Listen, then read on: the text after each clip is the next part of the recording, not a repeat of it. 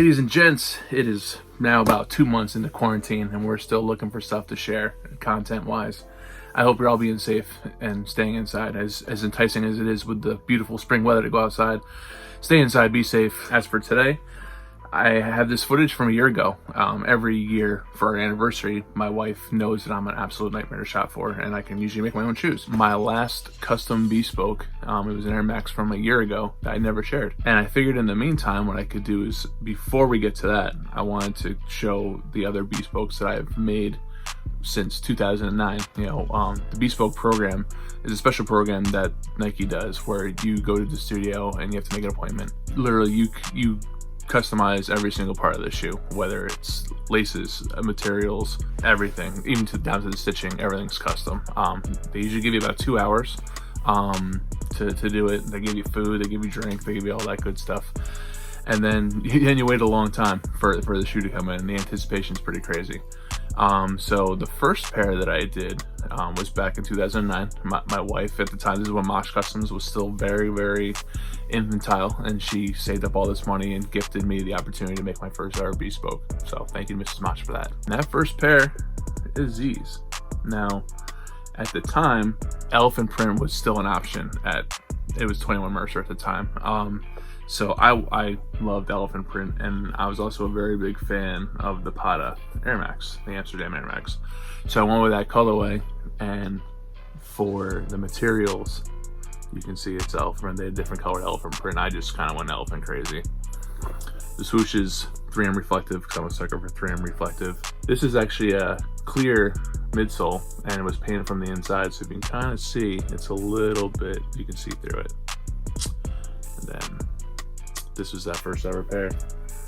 And custom Dubrays, the Mosh Customs. And that was my first ever foray into the Bespoke program. Then I got the itch to get another one. I don't know if you know the signature, it's James Dean. This pair was the James Dean LeBron 8 inspired Air Force One. You can see the laser in there, it's kind of hard to see. There you go. At this time, they still weren't offering Air Max, it was still Air Force Ones, so that's why we were still doing this.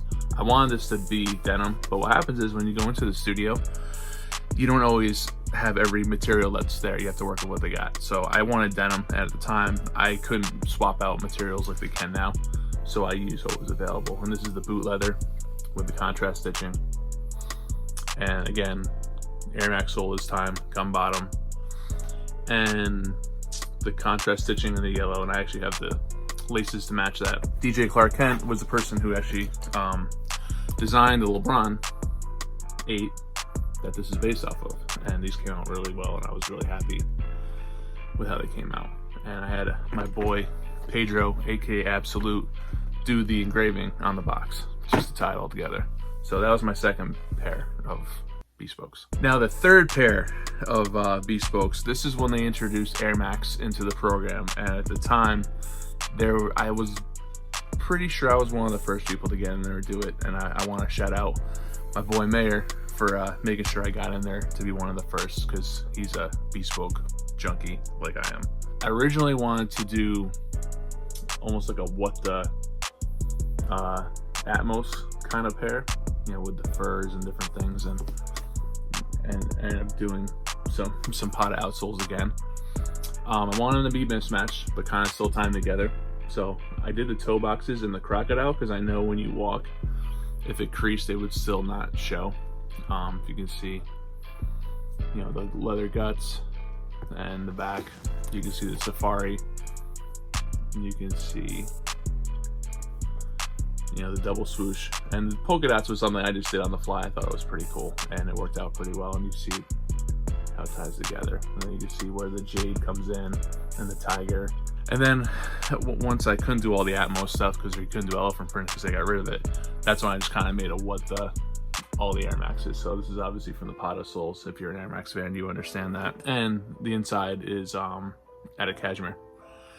So yeah, pretty fancy. My first ever foray into the Air Max part. And last but not least is where I actually have the footage, is the making of the last pair, which was from last year. and it is these. And if you see, there's no swooshes on the outside, but swooshes are on the inside. Pretty dope. Fur tongues, suede, different kind of materials. But yeah, we're gonna rewind to a year, and you're gonna see a little bit of a process.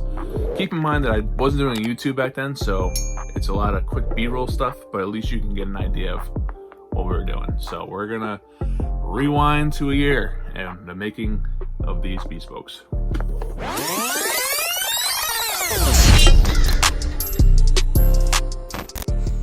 When you only have 2 hours, you try to have a game plan of what you're gonna do when you go in.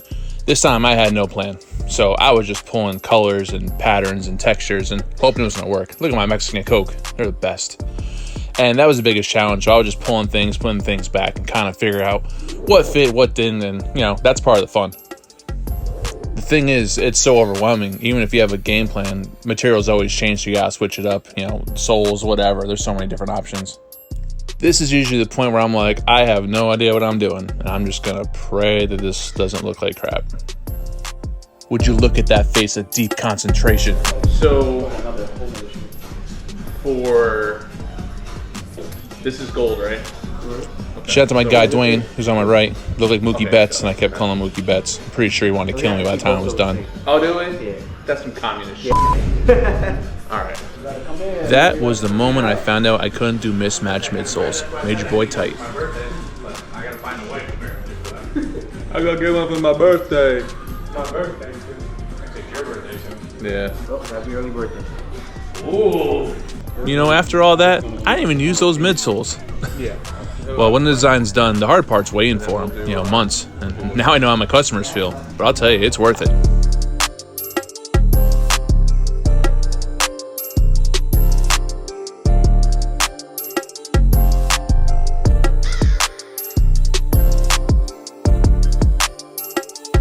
Not bad, right?